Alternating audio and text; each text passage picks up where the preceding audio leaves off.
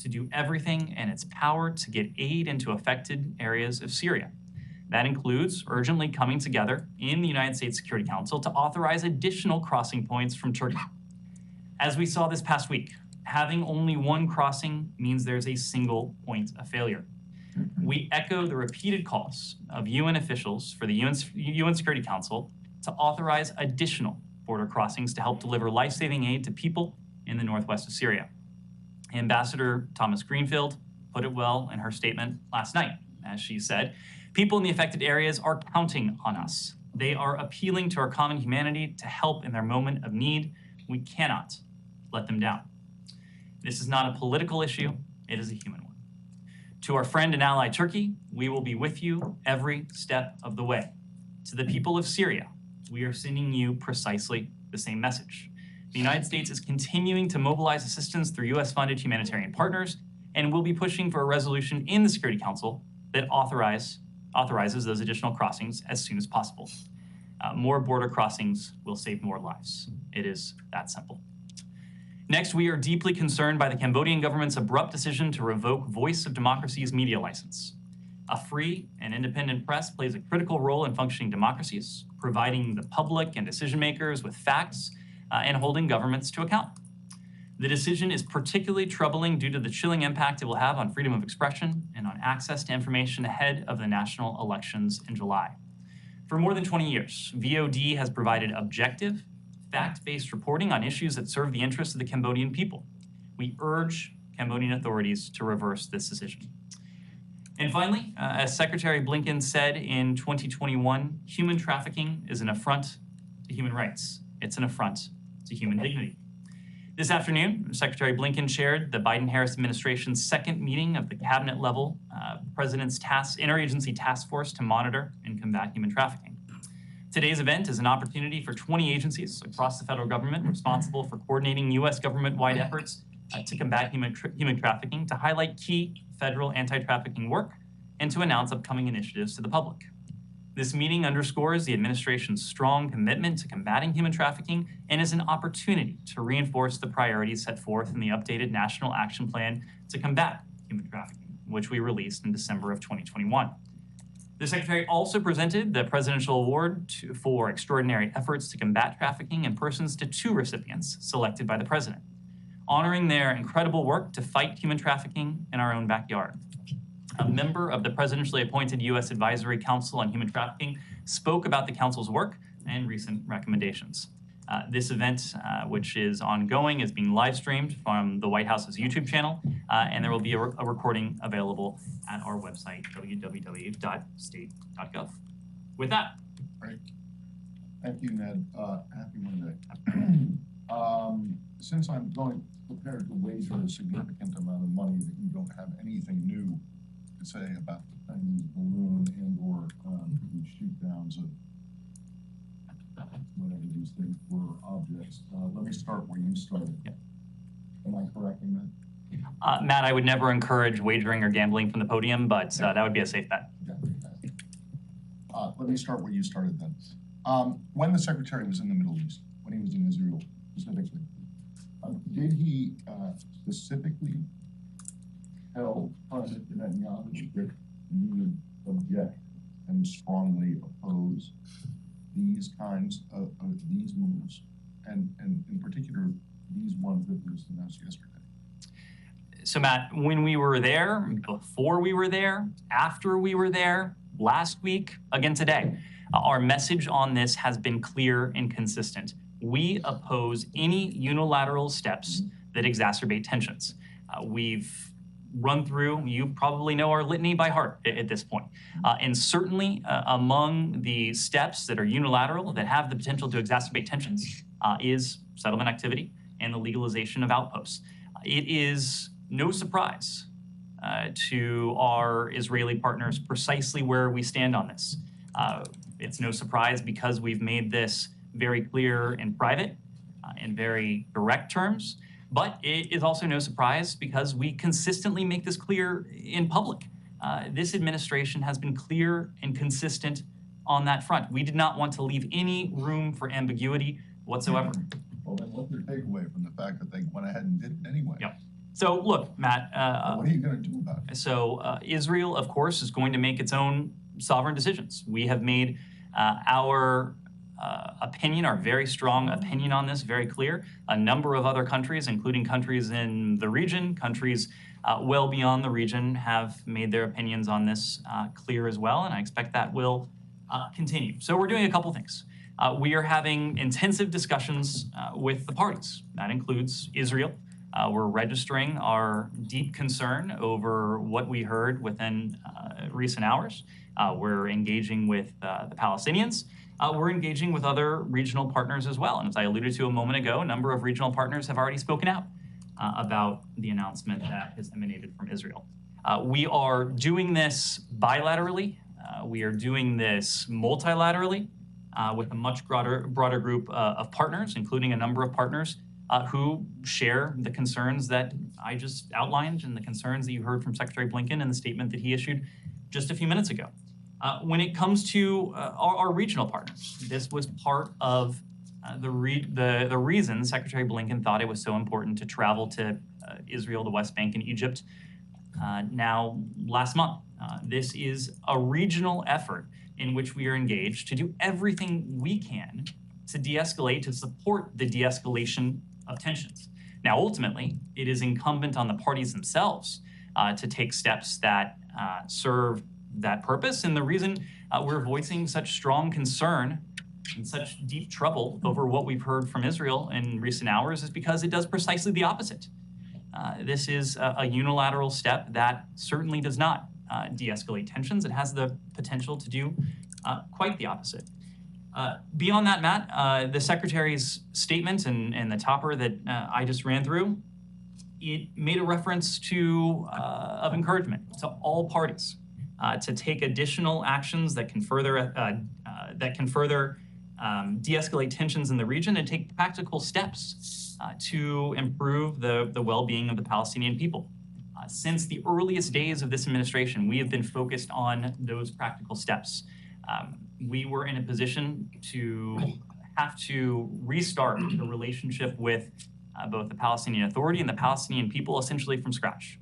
That was an early priority of ours. We resumed those relationships and we've resumed humanitarian assistance to the Palestinian people. Over the past 2 years now, we've contributed more than $900 million to the Palestinian people as part of an effort to improve their well-being in very practical ways. We are committed to a two-state solution. You've heard that in the Secretary's statement today. You heard that when he spoke to J Street a number of weeks ago now.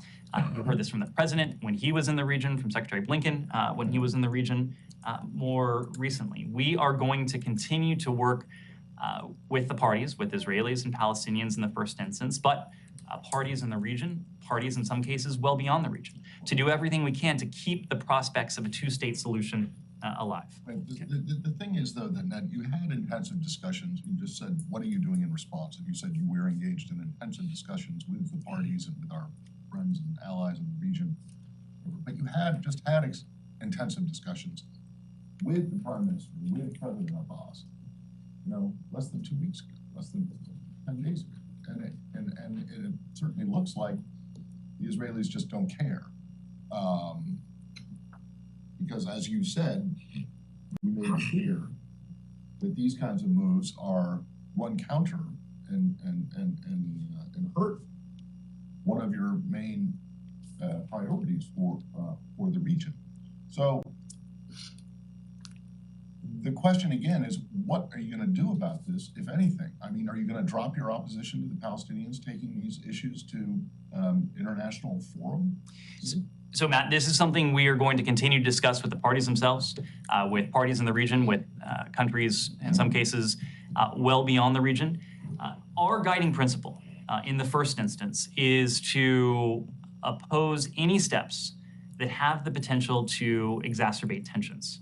The corollary to that is to support those steps that can serve to de-escalate tensions. We are calling for both. We are calling on the parties to refrain from additional steps that could exacerbate tensions. We're calling on the parties, the Israelis in this case, but countries in the region, countries well beyond the region, to take practical steps that would improve the well-being of the Palestinian people. We have, over the course of the past 2 years, attempted to lead by example. And there are any number of metrics that you can use. $900 million in humanitarian assistance is just one of them. We are going to continue with that. But right now, the first order of business is to tend to what is a very delicate situation, a situation that was made even more delicate over the past 24 hours by the announcements that have emanated from Israel. We are working to do all we can to support a de-escalation of tensions. Over the longer term, we want to support this vision of a two-state solution. Right now, our focus is on quelling the potential for additional violence, and we've already seen far too much violence over the course of recent months. But over the longer term, again, this is a vision that is predicated on two states for two peoples with equal measures for Palestinians and Israelis of security, of prosperity, of freedom, of democracy, of dignity. That remains our intention over the longer term. So can I follow up on that? Now, you said that at the beginning that you are deeply troubled. I mean, in the past, you deeply concerned. What's the difference? Is there a difference between deeply troubled and deeply concerned? You know, do you think it carries more weight? I wouldn't try to parse this statement beyond what we said. We are deeply troubled. We are deeply concerned by what we have seen out of Israel. And at the same time, you said that is an Israeli, of course, it's an Israeli sovereign decision. That's what you said. So if Israel tomorrow says, I'm going to annex half of the West Bank, I want to annex some more, that is also a sovereign decision. You agree? That is a sovereign Israeli decision. That will not prompt you to take any action beside or beyond expressing how deeply troubled you are.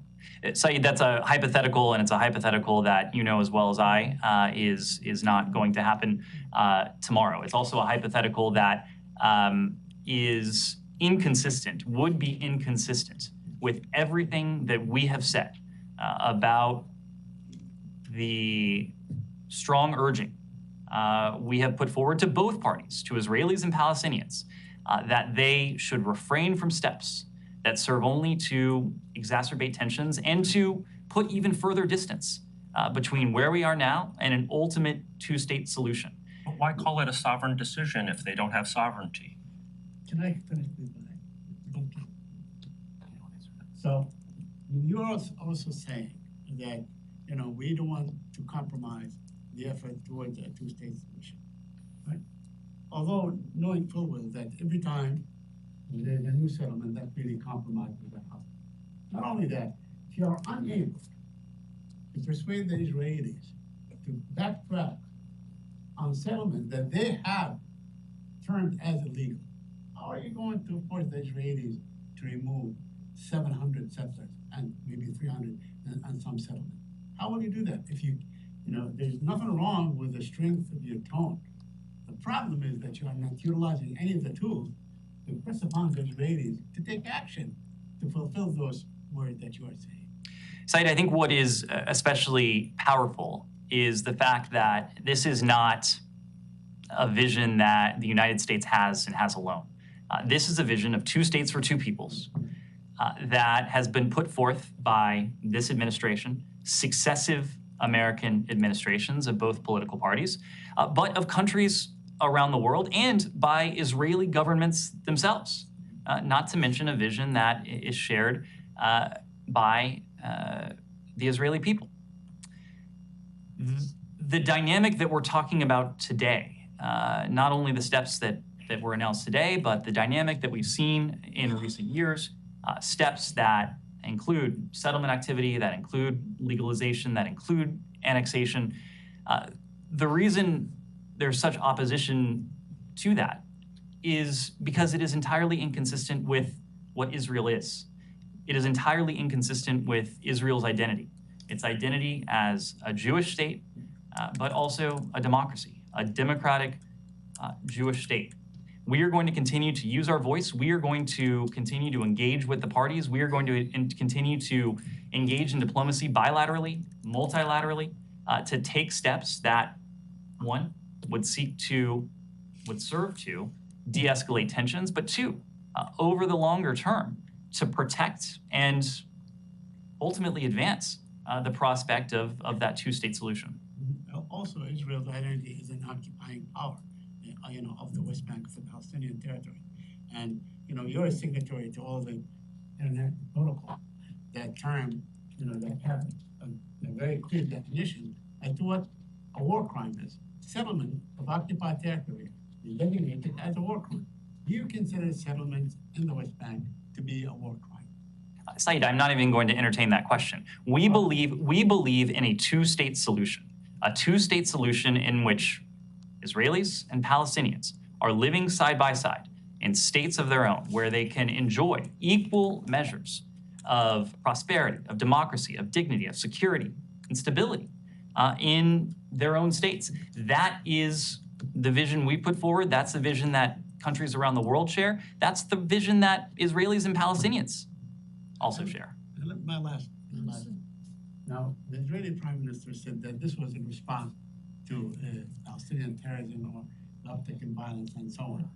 Isn't that a form of collective punishment? Do you agree that this is a form of collective punishment when you seal home, rob home, arrest mothers and fathers and daughters and sons and so on, banish them and so on? Is that collective punishment? I'm not going to characterize, Saeed, I'm just not going to characterize the way any individual Israeli official has explained this. What I will characterize is our position on these moves. Our position is that we're deeply troubled, we're concerned. We oppose these moves precisely because they serve to move us away from that vision of a two-state solution, that has been the guiding principle of successive American administrations, that has been at the core of the vision of countries in the region, and frankly is one that is shared by those in the region. Just to sort of put this another way, during the trip last week, you mentioned this desire to rebuild the relationship with Palestinians, with the Palestinian Authority. The Secretary, in meeting with President Abbas, specifically mentioned legalization of outposts. Is there a credibility issue here for Palestinians if you're asking them to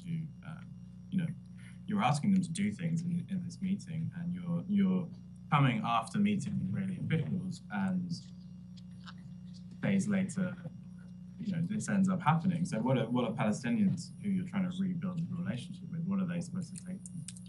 Well, if they listen to our statements not only today, but again, over the course of this administration, over the course of successive administrations, just as to Matt's earlier question, our Israeli partners know where we stand, our Palestinian partners also know where we stand. There's also an important note that I've already alluded to in the statement that the Secretary issued earlier today. He called on countries, to take practical steps that can improve the well-being of the Palestinian people. The Palestinian people have, in many ways, been deprived of opportunity. They've been deprived of prosperity. They've been deprived of hope. As we seek to maintain the viability of a two-state solution, a vision of two peoples and two states living side by side, part of our focus right now is to instill and engender more hope, to give them the hope that there is a brighter future on the horizon. We are trying to mitigate the damage, and we're trying to preserve the viability of that vision, a vision that they want, a vision that we want, a vision that the region, by and large, wants. Is it fair to say that there was this Fenzl plan, the U.S. security coordinator's plan, and you had some officials stay behind after the trip to try to sort of work something out. Is it fair to say that that has no fruit? There's no fruit from that, given this move now. Can we say that anything was achieved by that?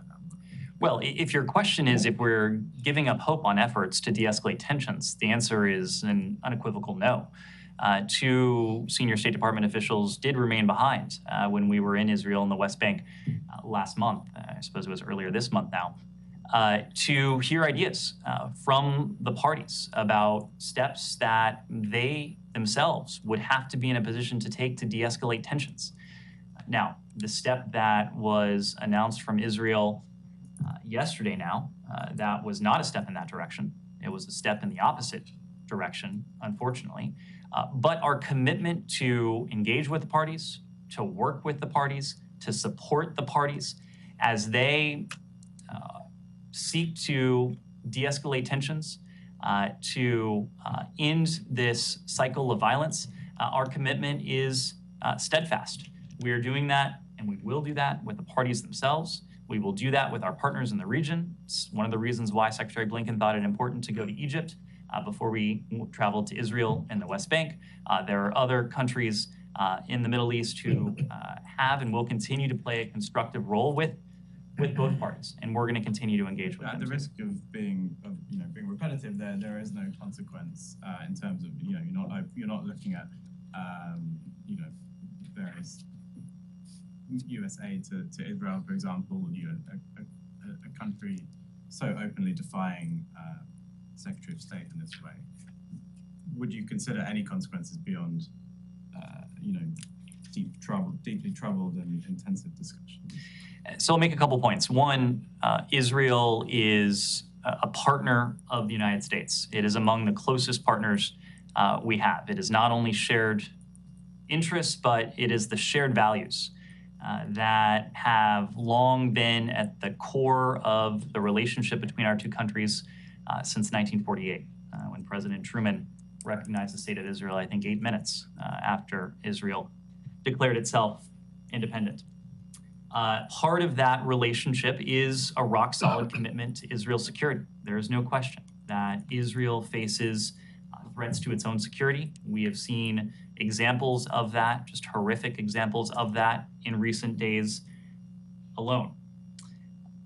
At the same time, and this goes back to what I was saying about the shared values being at the core of our relationship, we have the United States, over the course of 70 plus years now, has supported a two-state solution as the only viable means by which to preserve Israel's identity as a Jewish state and a democracy. So we are going to continue to support that. We're going to continue to stand by Israel's side when it comes to the security threats that it faces, even as we use our voice and we coordinate with other parties and partners in the region to oppose these sorts of steps that actually undermine the prospect for that very two-state solution. Camilla. Just one follow-up on Israel and one on China. I think it's fair to say that Israel faces a threat from within. We've seen the protests in Tel Aviv over the weekend, and even more protests, tens of thousands marching in Jerusalem today.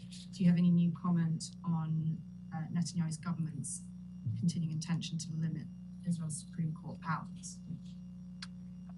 These are decisions for the Israeli people. I am sure all of you remember what the secretary said when he was standing next to Prime Minister Netanyahu in Jerusalem. I'm sure all of you read what the president told the New York Times yesterday as well. Standing next to Prime Minister Netanyahu, the secretary noted the recognition that we have in this country, but that democracies around the world have. That building consensus for new proposals is the most effective way to ensure they're embraced and that they endure.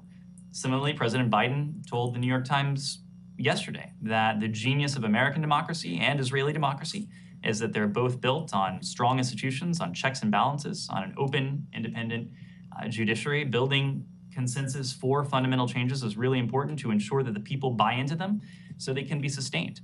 Ultimately, these proposals are not a question for the United States. They're a question for the Israeli people. What we have shared in public now a couple times and in private as well is the experience that we have in this country, is the experience that democracies around the world have had about the process by which proposals are tabled and debated and taken up and advanced or not. That's what we've commented on. Can I pivot to China? Anything else on Israel? On China, Go ahead, Camilla, and then we'll come back. Is the secretary going to, or is there an active intention to meet with Wang Yi in Munich later this week? And have you had, since last week, since these objects have been shot down, have you had any interaction with Chinese counterparts in DC? So the answer to that second question is yes. We believe in keeping lines of communication open. We think that is important. It's especially important in some ways at times of tension. But we are going to do everything we can as a responsible country to see to it that we have the ability to communicate with one another, to speak directly, candidly with one another. To the first part of your question, we're always assessing options for diplomacy. I'll have to let the PRC speak to Wang Yi's potential travel. We'll have an opportunity to speak to Secretary Blinken's potential travel, but I can tell you at the moment there's no meeting on the books between Secretary Blinken and a senior PRC official. John, go ahead. And so the U.S. is open to it, though? Look, John, first of all, we are open and we are committed to keeping lines of communication open. There are different ways to do that. We can pick up the phone. We can see officials in our respective embassies in Beijing or Washington. We can see officials in third countries. We can, as we were planning to do, travel to the PRC to engage in those face-to-face discussions. We'll take a look at all of those options, and if they make sense, given where we are in the bilateral relationship, and if it has the opportunity to be constructive and useful, of course, that's something that we would take a look at. And on the same point, we heard from Kirby that there was no indication that this was that the crafts were surveilling anything, the recent crafts. Is there any indication or evidence that the craft belonged to a nation state? My colleague at the White House just gave quite a long briefing on this. I think the bottom line, as he conveyed, is that these recovery operations are ongoing. And the first order of business here is recovering these objects, and from there, getting a better sense of just what they were and to whom they might have belonged. Jenny? Thank you. I'll follow up the China about the human trafficking in China. There's North Korean detectives are being human trafficked in China. What actions will the United States take to China for the human trafficking?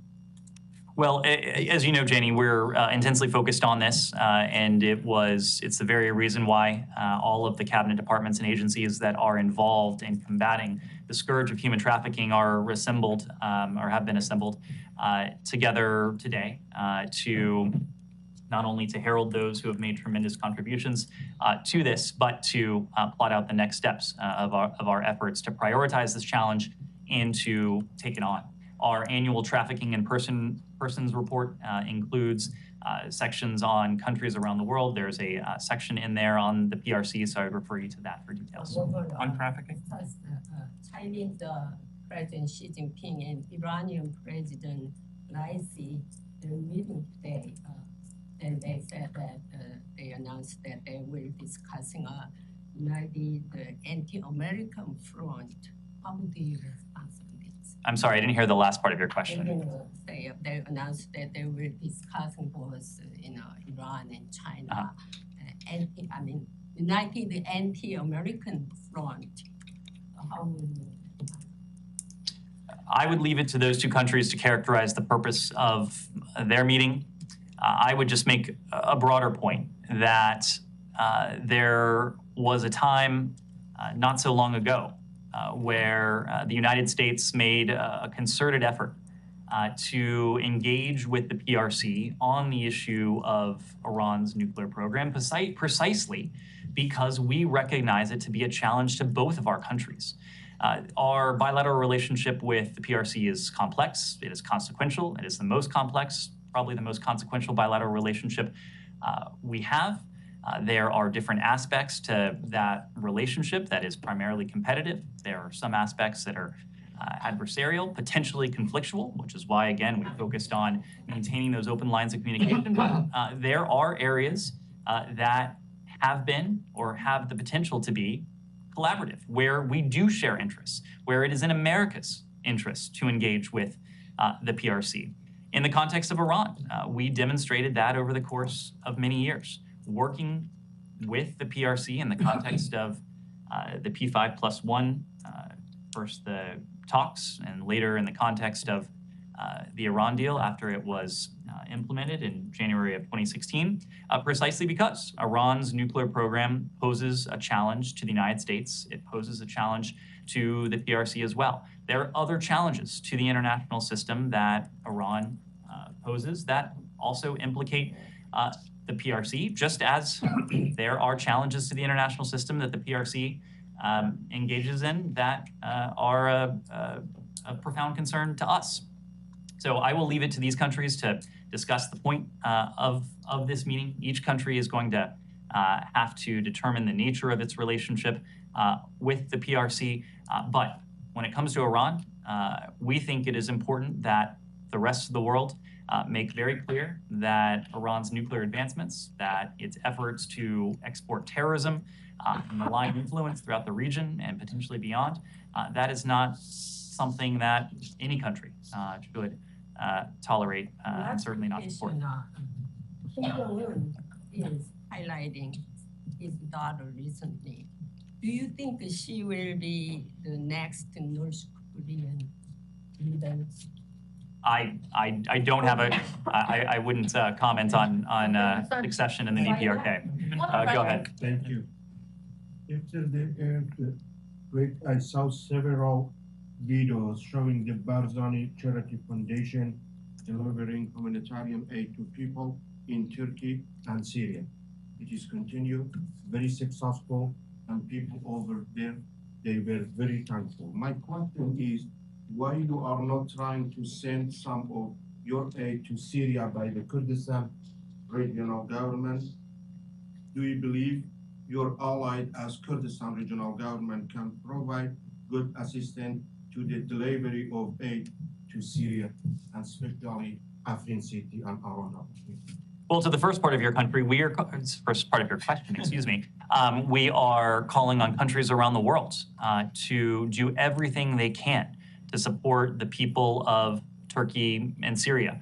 We're doing that in this country. This is an effort that transcends the federal government. This is an effort where, once again, we've seen the generosity of spirit of the American people rise to the occasion. Yesterday during the Super Bowl, we saw another example of that, of Americans having the opportunity and Americans taking advantage of the opportunity to provide much needed support to the people of Turkey and Syria.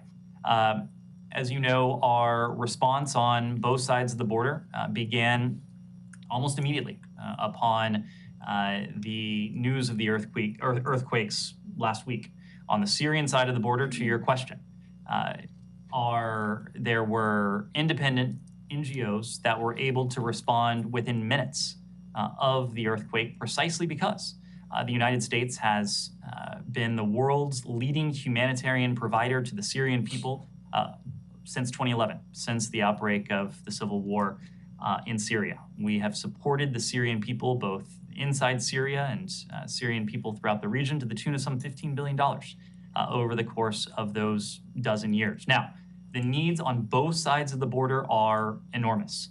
When it comes to the Syrian side of the border, there are obviously additional complications there, owing to the operating environment, owing to the fact that the Assad regime, with the backing of Russia, had heretofore at least allowed only a single humanitarian crossing for aid to traverse from Turkey into Syria. We want to see that changed. We want to see all countries, including Russia, that has again, until now, refused to do so, stand on the side of the Syrian people and show that they can put political considerations aside in the face of profound suffering and profound need and do the right thing, something they have refused to do here. in recent years, precisely so that additional humanitarian aid can flow to the Syrian people. We're going to look at all potential and appropriate ways to provide aid to the Syrian people. We want to see that possibility opened to the aperture opened even wider with additional humanitarian crossings. I need to move around. Yes, go ahead. So the second round of U.S.-Pakistan mid-level defense dialogue began in Washington today, as per reports. What more you could tell us about these meetings? What is the agenda? And also, when is Councillor Derek going to Pakistan? Because it was said last week that he's going to be visiting Pakistan this week. Can you tell us about the visit? Sure. So on your question on the dialogue, this is a dialogue that is administered by our colleagues at the Department of Defense, so I need to refer you to them for the specifics of these discussions. But the broader point is that we maintain a dialogue with Pakistan on a broad range of issues. We maintain productive engagement with our Pakistani partners at all levels of government. We have a shared interest in combating what are, in some cases, shared threats to regional security and to the security of our respective countries. We seek a strong partnership with Pakistan on counterterrorism. We look forward to cooperative efforts to eliminate regional and global terrorists and other security threats. The mid-level defense dialogue that is taking place this week, it's an opportunity to continue those discussions and to deepen partnership towards those ends. When is Derek Councillor going to Pakistan? We'll have more to say on his travel in the coming days. Nazira? I just follow. Thank you. Three questions. Number one, Zamir Kabulov, Putin representative, claimed that the U.S. support Daesh, Khorasan, ISIS. Number one, I don't know what's your position about that. Number two, Taliban has a lot of conflicts between each other. And today in Kabul, they fight against with the Daesh, but Afghan people say this is not Daesh, this is all Taliban. What do you think, end of the day, Taliban continue like that, even they are not good between each other? They have so many conflicts. And also in the north in Afghanistan, war started between Uzbek people and Taliban. Any comment about that? So to your first question, Nazira, I just reject that out of hand. No country has done more to combat the specter of ISIS or Daesh than the United States. It was in 2014 and 2015 and that the United States corralled, organized, and since then has led the global coalition to defeat ISIS. And not only have we led it, but we have led it effectively with dozens of countries, some 70 countries from around the world, including some of our partners in South Asia who have joined these efforts. You can look at the effectiveness and success of that leadership and that campaign in any number of ways, but if you take a look at the land that ISIS held in the Middle East and parts of Iraq and Syria in 2014 and 2015 compared to where we are now, there is a clear recognition that because of this coalition that America has continued to lead, Daesh has been decimated.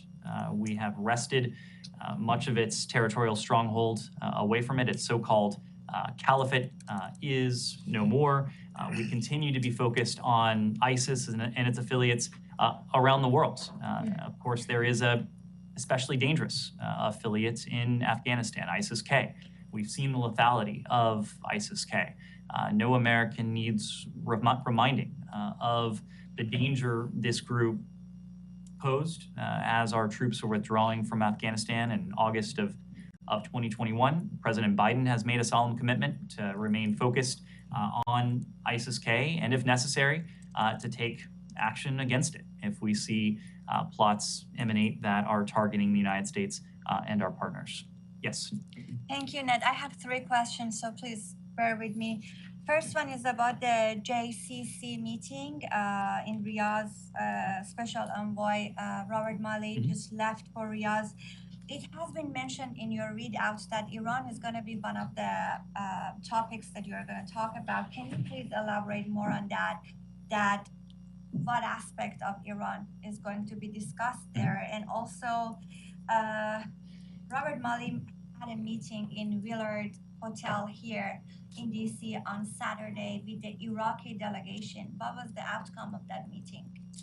Sure. To your first question, we did announce over the weekend, I think it was, that a senior interagency delegation would be traveling to Riyadh. The delegation has arrived in Riyadh as Saudi Arabia is hosting the GCC Secretariat's headquarters to participate in 3 U.S. GCC working groups this week. I believe they will culminate on Thursday. This delegation, which Rob Malley is heading, will meet with representatives from GCC member state governments and the Secretariat to discuss our shared priorities.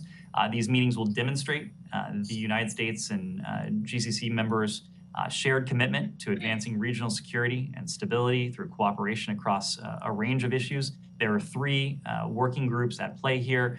One focuses on integrated air and missile defense and maritime security.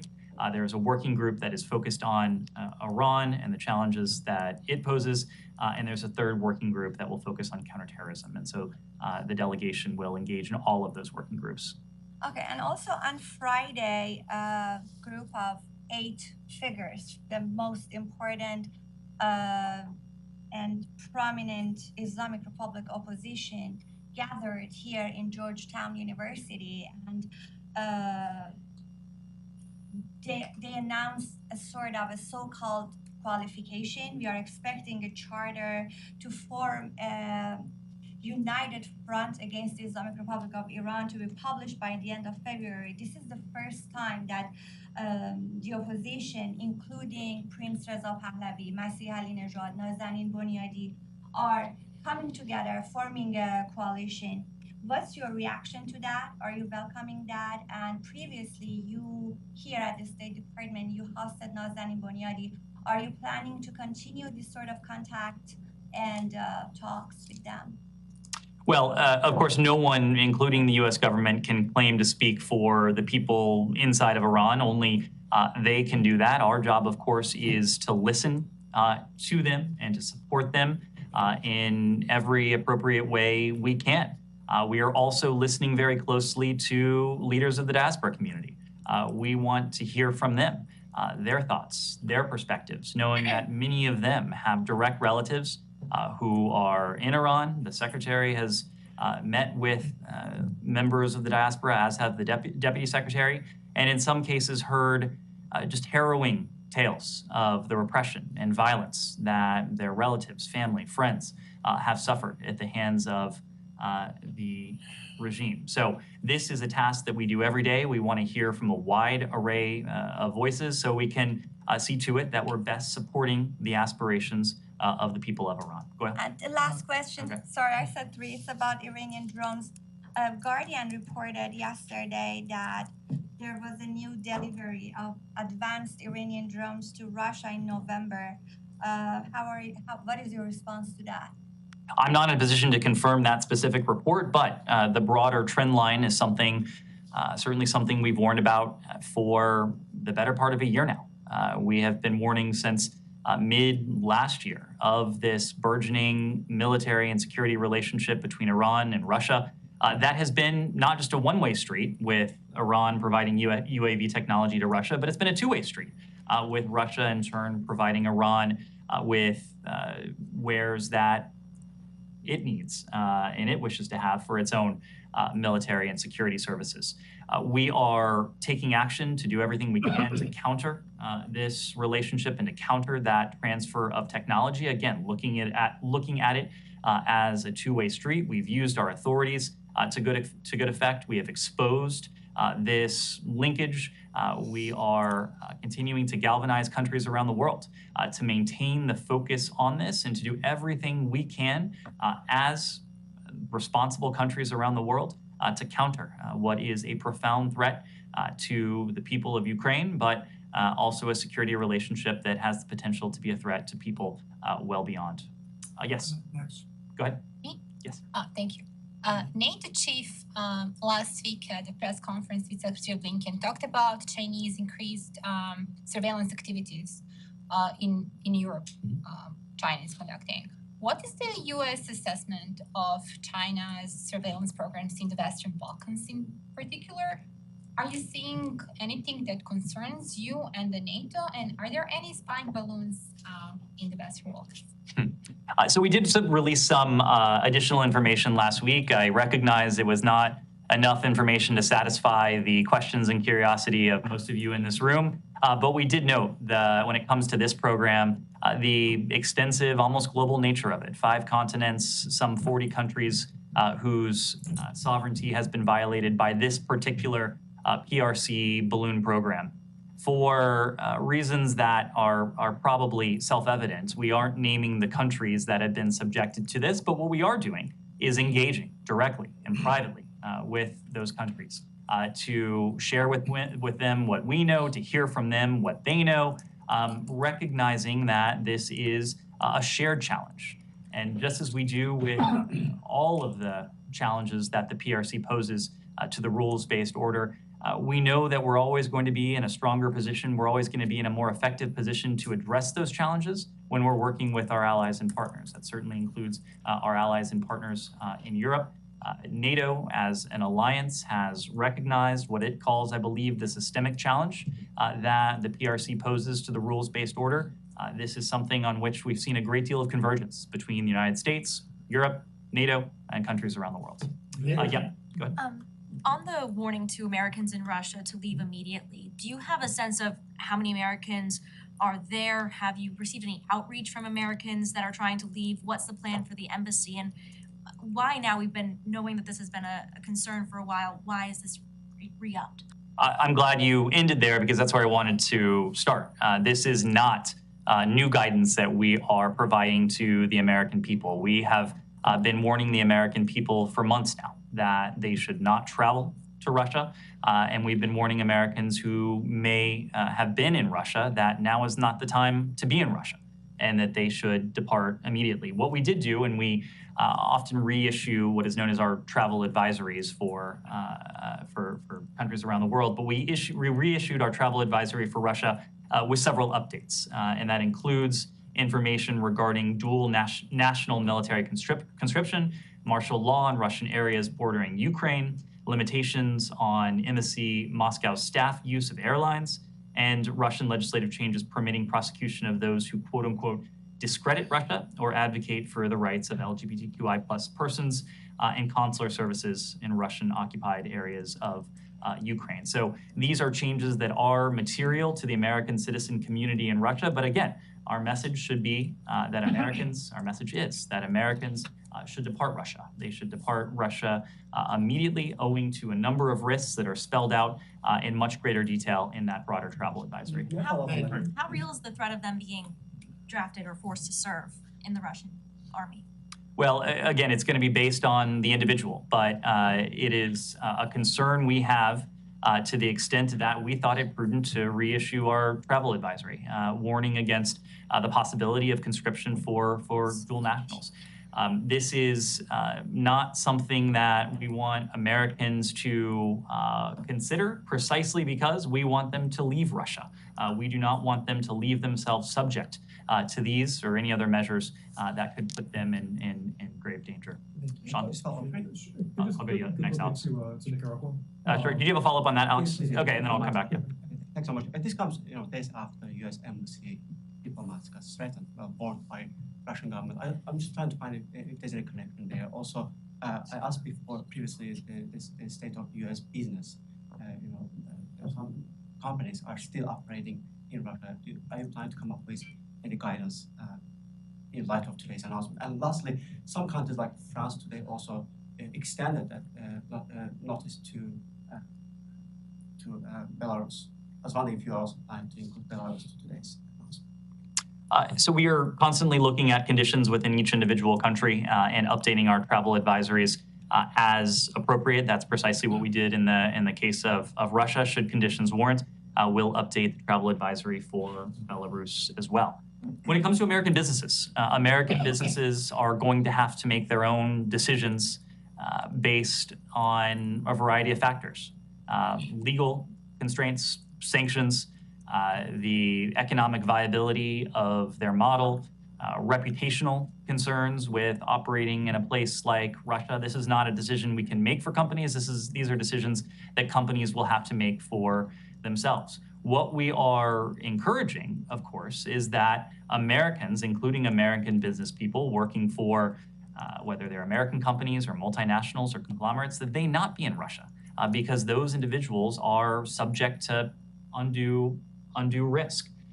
The fact is that about 1,000 American companies have fled the Russian marketplace since the start of Russia's invasion of Ukraine. They have not done that because they have been prohibited by the U.S. government from operating in Russia. They have done that based on their own calculations. And in some cases, the Russian government has reinforced that very same message by threatening to seize assets, by threatening to take extra legal actions against these companies that pose a threat to their people, that pose a threat to their business model, that pose a threat to their viability. So a number of countries have heeded our advice, and a number of them have come to their own decisions on that front. Ned, Yeah, go ahead. Nicaragua. Sure. Following up on the release of President Biden, on Friday, I believe it was, Nicaragua sentenced to more than 2 decades in prison, Bishop Alvarez, who apparently was with authorities in Washington. Do you have any reaction to that and what this says about anybody in the law normalization? Well, let me first start with the action that you mentioned. We condemn this action by the government of Nicaragua, and we urge Bishop Alvarez's immediate release. We also appreciate Pope Francis's strong advocacy for Bishop Alvarez. We continue to call for the release of individuals imprisoned in Nicaragua for exercising their fundamental freedoms, and we remain steadfast in encouraging the government to restore civil liberties and democracy for the Nicaraguan people. When we spoke late last week about the arrival of 222 former political prisoners from Nicaragua into the United States, we made very clear this was a welcome step, this was a constructive step, but this was in no way a panacea for the many concerns we have with the Nicaraguan regime, including the repression and oppression it continues to wield against its own people. With the 222 political prisoners who were released last week and allowed to travel to the United States, there are still many more political prisoners who remain behind. We continue to call on the Nicaraguan government to release those who are held for doing nothing more than exercising the right that is as universal to them as it is to people around the world. Thank you, Ned. 2 questions on South Asia. First, let's go back to Pakistan. It's very sad to see the press reports and TV and also experts that politically and economically situation is very bad, and also former Prime Minister Imran Khan also have already many times already accused and also challenged the current regime. But in this middle of this thing going on in Pakistan, minorities are under attack, vandalized and lootings and rapes and killings and murders, like Christians, Hindus, and also, of course, Ahmadiyas and Sikhs and many others. But what they are saying that their issues are being ignored because of these situations going on in Pakistan. So my question is that if anything have been done to protect their well-being in Pakistan. We're aware of reports of harassment of religious minorities in Pakistan. As you know, we have an office in the State Department, the Office of International Religious Freedom, that is focused on these issues. They issue a report every year that features countries around the world. This is something that our partners on the Hill are very focused on as well. Whether it's Pakistan, whether it is any country around the world, our message is one of the importance of tolerance, religious tolerance for groups large and small, but certainly to include religious minorities. It's a message that we reinforce in public. It's a message that we convey in private as well. And my second question is, as far as U.S. companies are concerned, more and more companies are firing computer experts or ITs and H-1 visa and 2 visas now, more and more, thousands and thousands, and many of them are in this area. what is their future as far as to stay in the US? Because they've been here for 5, 10, 20, even 20 years, but they've been on H1 visas and now they have no place to go as far as to stay in the US. These companies are firing more and more people. Well, I think you may be alluding to a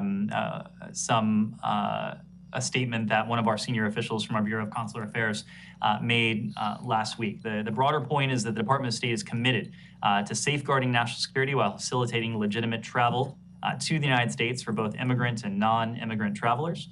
We know that timely visa processing is essential to the U.S. economy and to the administration's goal of family reunification. We are quickly lowering visa interview wait times worldwide. This is certainly true in South Asia. This is a direct result of our hard work by our consular teams in the field and an embrace of innovation and efficiency in our processes. But we're also using new tools to not only address interview wait times, but to introduce efficiencies and customer service improvements. In this fiscal year, in FY22, embassies and consulates processed 90% of their pre-pandemic 2019 non-immigrant visa volume and expect to exceed that in this year, in 2023. As part of these efforts, to your question, we're working in earnest on plans to restart domestic visa revalidation for applicants who are physically present here in the United States and renewing their visa in certain petition-based non-immigrant visa categories. And we hope to have a pilot up and running later this year. This, when it is up and running, would eliminate the need for these applicants to travel abroad to renew visas, all part of the effort to eliminate inefficiencies. We can't comment at this point on how many visa holders would be initially eligible, but the pilot, we hope and expect, would begin with a small number of cases before scaling up in the coming 1 to 2 years. Yes, thank you. Yes. A couple of questions on China. Number one is, there was a train derailment in Ohio a couple of days ago, and there were a lot of chemicals that were loaded on that train. I asked your colleague since morning, they were very kind, message back and forth, but my question is, would it be correct to say that if these chemicals were to be imported from China, and after this balloons incidents are happening, would it be correct to say that China has started espionage activities in the U.S.? Can you say anything about that? So the train derailment, that is something I would need to refer to the Department of Transportation and others who are responding. Of course, I've seen the imagery of this derailment in Ohio, just the plumes of smoke and destruction that's surrounding it. It's just... I'm not focused on, I'm focused more on the chemicals that were on. I couldn't speak to what chemicals might have been on a train in Northwest Ohio. Okay, one more question. Again, a few weeks ago, I had used the term compromising on U.S. values. You know, in this country, one of the values is the freedom of religion. And being Muslim, you know, I go Friday prayers every week. But one of my colleagues who just recently went to China, he informed me that the Islamic and the Muslim people over there are being treated so much worse than what the U.S. has even informed the public about it.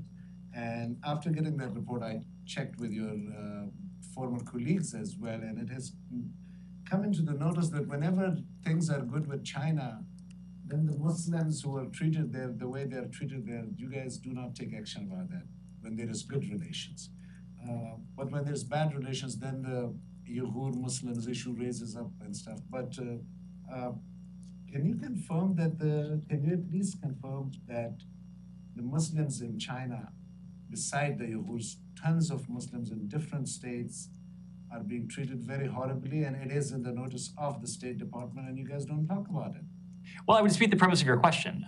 Regardless of the state of bilateral relationship with any other country around the world, our values are immutable. Our values don't change. And we are always going to speak out when we see systemic persecution, certainly on the scale that we've seen in the PRC. You said leaving aside the Uyghurs. I think that is difficult to do given the scale of atrocities that we have seen and human rights violations that we've seen committed against the Uyghurs by PRC authorities. We've been clear and consistent that this is a genocide. It's an ongoing genocide directed against the PRC's Uyghur minorities. But to the broader part of your question, there are other elements and aspects to persecution based on religious identity in the PRC. And going back to what your colleague asked just a moment ago, we have an office that is very focused on this. Every year, we produce a report that has quite detailed information on what we see in the PRC and countries around the world. Michelle? Yeah, thank you, Ned. What does the U.S. delegation visit to Saudi Arabia mean? Did the administration finish its review? And did you open a new page with the Saudis?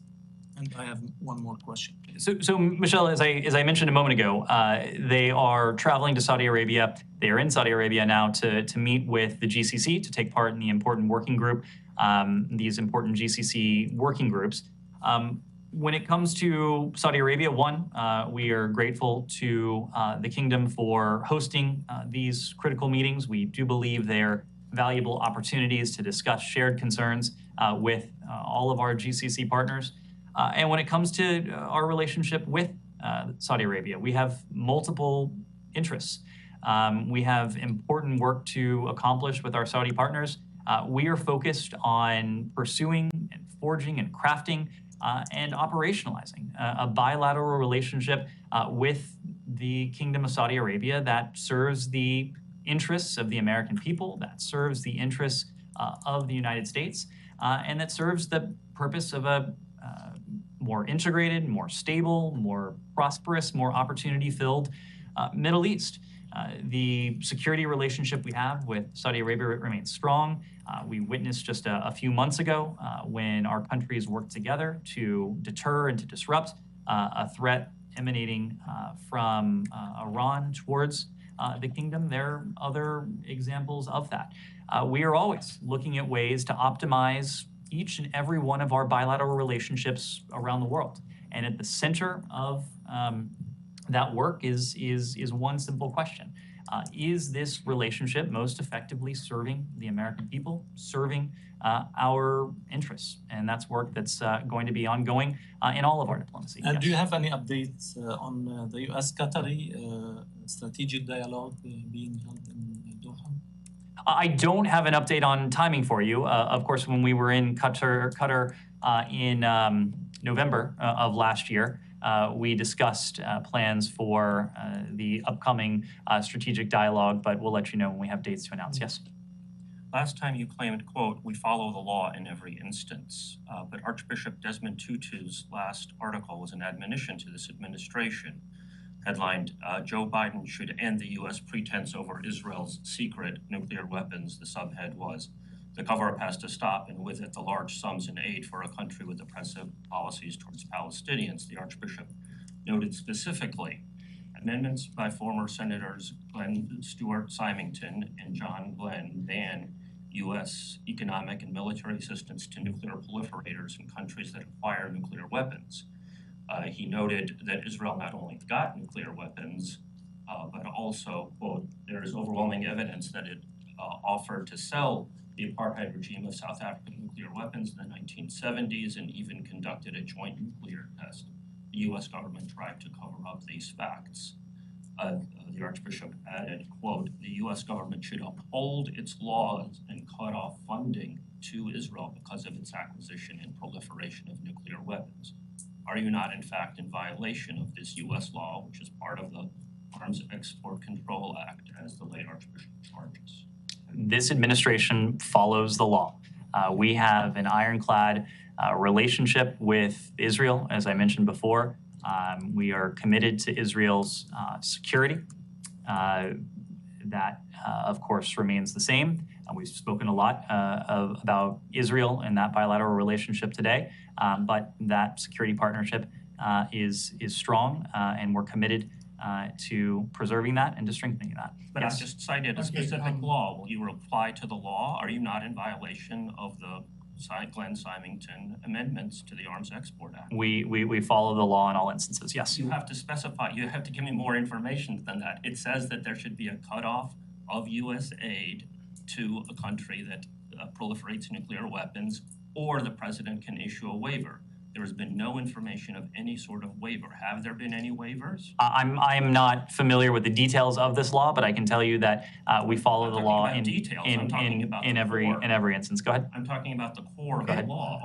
I'm citing a law, and you're not responding to any specifics on this specific law. Again, I'm not familiar with the details of this law. On this? I'm not familiar with the details of this law, but of course, on this specifics here? if we have anything to share on this law, we'll let you know. Yes. Thank you, Ned. I hope you are familiar with what's going on in Ethiopia. I'm asking you, I present this question to you not only as a correspondent, but also as an Orthodox Christian. The unity of the Ethiopian Orthodox Church, one of the oldest in the world, and which accounts for about 40% of the country's 120 million population, is under threat after the move by the breakaway bishops who created their own synod. There should be no other synod in Ethiopia, one holy synod, one patriarch for the whole Ethiopian Orthodox Church. Ned, unless there is a peaceful solution for the current religious crisis in Ethiopia, it is difficult to imagine the magnitude of the dangers the current development in Ethiopia is posing, not only to one of the most ancient church of 1,007 years, but also to the peace and stability of the whole nation and the region. My question to you, Ned, what is the State Department's position regarding the current very dangerous situation in Ethiopia? So this is something that we have not only addressed, but something that we have worked on intensively. And as you know well, as a result of that diplomatic effort that we have put forward and our partners in the African Union and across the African continent have put forward, there's been a cessation of hostilities agreement that has been in place since early November of last year. We recently marked 3 months of that cessation of hostilities agreement being in effect, but most importantly, for that cessation of hostilities agreement being respected by the parties themselves. We've seen a significant diminution of the violence. We are aware that Eritrean forces are withdrawing from Ethiopia. We are going to continue to attempt to build on the progress of that cessation of hostilities agreement, but to attempt to build on the progress of greater levels of stability, greater levels of security for the people of Ethiopia, all of the people of Ethiopia. Yes. But hold on 1 second, Ned. My question to you is not about the Tigray. I give a credit to the United States for bringing a peace deal between the Ethiopian government and TPLF. But the question has nothing to do with TPLF. Right now, there is another very dangerous situation which involves politics, religion, and race. It's like a coup d'etat to get rid of the Ethiopian Orthodox Tewahedo Church. That is my question. If there is no peaceful solution, we are going to see more dangerous situations than we see in Tigray. So that's my question. What is the State Department's position right now, what we have in Ethiopia regarding this religious conflict, religious crisis? So we are a partner to the people of Ethiopia. We're a partner to the government of Ethiopia. We've worked with stakeholders across Ethiopian society. We want to be there not only to help build on what's been achieved in Tigray, but when it comes to reports of instability in other parts of the country, we've spoken of Oromia, for example. You're raising other issues. We want to be a partner to the government of Ethiopia, to the people of Ethiopia, and we'll do what we can to support that. Yes. Yeah. Thank you, Ned. I have 2 questions. One question about Rob Mali's meeting with the Iraqi foreign minister. This meeting came after the Iranian foreign minister called the Iraqi foreign minister on Friday. Then after that, he had a meeting with Rob Mali at the hotel. Then what I've learned, they discussed JCPOA, and also they discussed what Iranian foreign minister talked to Iraqi foreign minister. Do you have any indirect talks with Iran? And if the JCPOA is not on your agenda, why it's been discussed with the Iraq, then they will go back to Iran. My second question about Iraq, there's congressional lawmakers are trying again to repeal the 2002 law authorization for use of military forces against Iraq. Are you in their book to repeal this act now? On the question of the AUMF, this is something that we spoke about during the last Congress. We do support the repeal of the 2002 AUMF. As you know, there are two AUMFs that are currently in existence. The 2001 AUMF provides us with the authority that we deem necessary to take action that we deem prudent when it comes to the threats posed by terrorist groups, for example.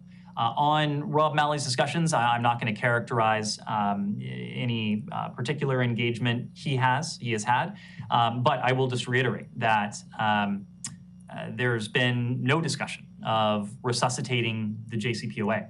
That is not on the agenda. It hasn't been on the agenda when we've engaged with partners, and it hasn't been on the agenda when we've engaged indirectly with the Iranians. When it comes to what we're conveying to the Iranians, we have means by which to convey those messages, and they really boil down to three simple messages. Stop killing your people, stop providing UAV technology to Russia, and release the wrongfully detained American citizens. Yes, go ahead, and last question in the back. Okay, thank you for taking my question. So today, the Deputy Secretary Sharman had a joint press meeting with U.S, Japan, and ROK. In that meeting, was there any conversation or discussion discussed about joint sanction due to recent Chinese behavior, Chinese spy balloon? So I wasn't in on those discussions. I also haven't had a chance to speak with the deputy, but fortunately, you all had a chance to hear from Deputy Sherman herself and from her ROK and Japanese counterparts. Let me just say broadly, when it comes to the DPRK, we've consistently called on responsible stakeholders the world over to uphold UN Security Council resolutions. That, of course, applies to permanent members of the UN Security Council, the countries that themselves negotiated and formalized these Security Council resolutions. It is incumbent on all countries, including the PRC, to follow the letter and the spirit of the Security Council resolutions that have been implemented. The DPRK's nuclear weapons and ballistic missile programs pose a threat not only to the United States, to our deployed forces, to our citizens in the region, but to our allies, the ROK, and Japan, and it is certainly not in the interest of any country in the region, and that includes the PRC. Elizabeth? Going back to Syria real quick, time is of the essence. So why did the U.S. wait until yesterday, 6 days after the earthquake, to formally call for the UN Security Council resolution that would open up more crossings? We've been formally calling for more cross-border openings, cross-border checkpoints consistently. We have done this every single time there has been a vote at the UN. You have heard us twice a year now call for not only longer duration of these cross-border transit points from 6 months to a year, but we've consistently made the point that one is not enough, and one is not enough precisely because of what we saw in the earliest days following the earthquake, when the one crossing that Russia would agree to in the Security Council was made inaccessible after the earthquake. It was a stark reminder to the rest of the world of the need for redundancies. Hopefully, it was a stark illustration to not only the regime in Damascus, but also to the Russian Federation of the moral imperative of putting aside politics, putting aside petty relationships, and doing what is right for the people of Syria. That's what we're trying to do. That's what we're putting forward in the UN. That's what we've heard a lot of support for in recent days from our UN partners. Just a very quick follow-up. Just in the past, during the briefing, there's a statement from Secretary General Guterres saying that Assad has agreed to 2 more border crossings. Do you have any information on that or any reaction to that? Well, certainly hope Assad is serious about this. Of course, it hasn't been only Russia that's been opposed to this in the past. The Assad regime has consistently argued against additional humanitarian crossings. But if the regime is serious about this, and if the regime is willing to put those words into action, that would be a good thing for the Syrian people. Thank you. Thank you, sir.